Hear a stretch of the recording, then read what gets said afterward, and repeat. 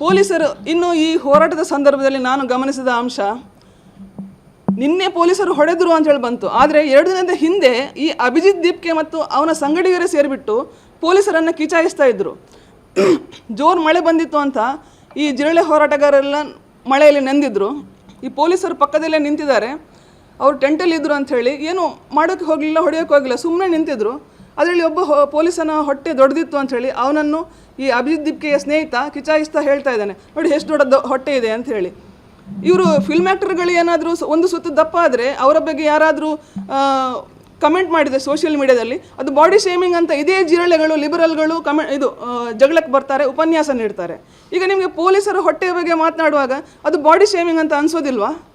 ಅಲ್ಲಿ ಹೆಣ್ಣು ಮಕ್ಕಳು ಸೀರೆಯಲ್ಲಿ ನಿಂತಿದ್ದಾರೆ, ಅವರು ಯೂನಿಫಾರ್ಮಲ್ಲಿ ಹಾಕ್ಕೊಂಡ್ಬಿಟ್ಟು ಅವರ ಸೀರೆ ಒದ್ದೆ ಆಗಿಲ್ಲ ಅಂತ.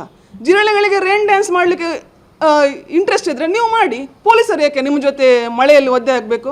ಈಗ 1 ತಿಂಗಳು ನೀವು ಒಂದು ಹೋರಾಟ ಮಾಡಿದ್ರಿ ಅಂತ ನೀವು ಇಷ್ಟು ಹೋರಾಟ ಮಾಡ್ತಾ ಇದ್ದೀರಾ. ವರ್ಷಂಪ್ರತಿ ಇಡೀ ದಿನ ಅಲ್ಲಿ ಚಳಿ ಮಳೆ ಗಾಳಿ ಅಂತ ನೋಡದೆ ಪೊಲೀಸರು ಬಂದೋಬಸ್ತ್ ಮಾಡ್ತಾರೆ, ದಿನ ಹೋರಾಟ ಮಾಡ್ತಾರೆ, ಅವ್ರ ಜೀವನವೇ ಹೋರಾಟ. ಅದ್ರ ಬಗ್ಗೆ ಯಾಕೆ ನೀವು ಯಾರು ಮಾತಾಡೋದಿಲ್ಲ? ಇದು ಏನಲ್ಲ, ಜಿರಳೆ ಅಂತ ಹೇಳಿದ್ರೆ ಯಾವ ಹೆಣ್ಣು ಮಕ್ಕಳಿಗಂತೂ ಇಷ್ಟನೇ ಇಲ್ಲ. ನನಗೆ ಇಷ್ಟ ಇಲ್ಲ, ನಿಮ್ಗೆ ಯಾರಿಗೆ ಇಷ್ಟ ಇದೆ ಅಂತ ನಂಗೆ ಗೊತ್ತಿಲ್ಲ, ಯಾಕೋ ಗೊತ್ತಿಲ್ಲ. ಕಾಂಗ್ರೆಸ್ಸಿಗರಿಗೆ ಇಷ್ಟ ಆಗಿಬಿಟ್ಟಿದೆ, ಅರವಿಂದ್ ಕೇಜ್ರಿವಾಲ್ಗೆ ಜಿರಳೆ ಇಷ್ಟ ಆಗಿಬಿಟ್ಟಿದೆ. ಪೊರಕೆ ತರ್ತೇನೆ, ಭ್ರಷ್ಟಾಚಾರವನ್ನು ಗುಡಿಸ್ತೇನೆ ಅಂತ ಹೇಳ್ತಾ ಇದ್ದ ಅರವಿಂದ್ ಕೇಜ್ರಿವಾಲ್ ಇದು ಪೊರಕೆಗೆ ಮೂಲೆಯಲ್ಲಿ ಕೂತಿದೆ, ಅದರ ಮೇಲೆಲ್ಲ ಜಿರಳೆನೇ ಹರಿದಾಡ್ತಾ ಇದೆ ಇವತ್ತು. ಇದು ಅಷ್ಟೇ, ಇದಂತ ಹೇಳಿದ್ರೆ ಗೊತ್ತಾಗುತ್ತೆ ಅಂತ ಹೇಳಿ. ಇದು ನಾನು ಜಿರಳೆ ಅಲ್ಲ, ಮಹಿಳೆ. ಸೊ ನನಗೆ ಜಿರಳೆ ಇಷ್ಟ ಆಗೋದಿಲ್ಲ. ಆ್ಯಂಡ್ ನಾನು ಜಿರಳೆಯನ್ನು ಹೊಡೆಯೋಕ್ಕೆ ಬಳಸೋದು ಪೊರಕೆ ಇಲ್ಲದ್ರೆ ಮೆಟ್ಟು. ಈಗ ಪೊರಕೆ ಮೂಲೆಯಲ್ಲಿ ಕೂತಿದೆ, ನೆಕ್ಸ್ಟ್ ಜಿರಳೆ ಅಂತ ಹೇಳಿದರೆ ಮೆಟ್ಟು ತಗೊಂಡು ಹೊಡಿತೇನೆ ಅಷ್ಟೇ.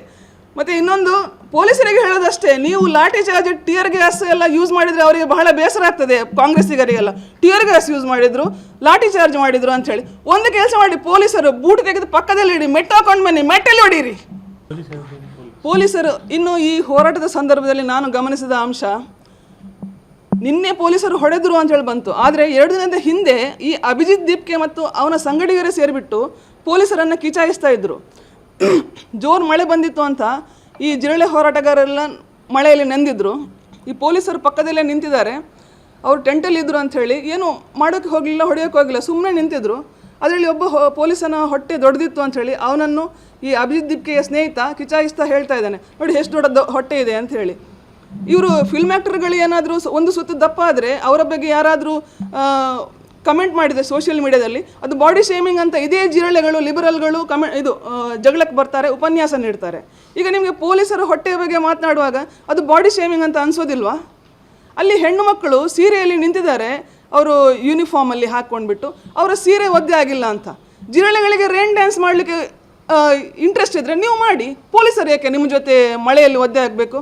ಈಗ 1 ತಿಂಗಳು ನೀವು ಒಂದು ಹೋರಾಟ ಮಾಡಿದ್ರಿ ಅಂತ ನೀವು ಇಷ್ಟು ಹೋರಾಟ ಮಾಡ್ತಾ ಇದ್ದೀರಾ. ವರ್ಷಂಪ್ರತಿ ಇಡೀ ದಿನ ಅಲ್ಲಿ ಚಳಿ ಮಳೆ ಗಾಳಿ ಅಂತ ನೋಡದೆ ಪೊಲೀಸರು ಬಂದೋಬಸ್ತ್ ಮಾಡ್ತಾರೆ, ದಿನ ಹೋರಾಟ ಮಾಡ್ತಾರೆ, ಅವ್ರ ಜೀವನವೇ ಹೋರಾಟ. ಅದ್ರ ಬಗ್ಗೆ ಯಾಕೆ ನೀವು ಯಾರು ಮಾತಾಡೋದಿಲ್ಲ?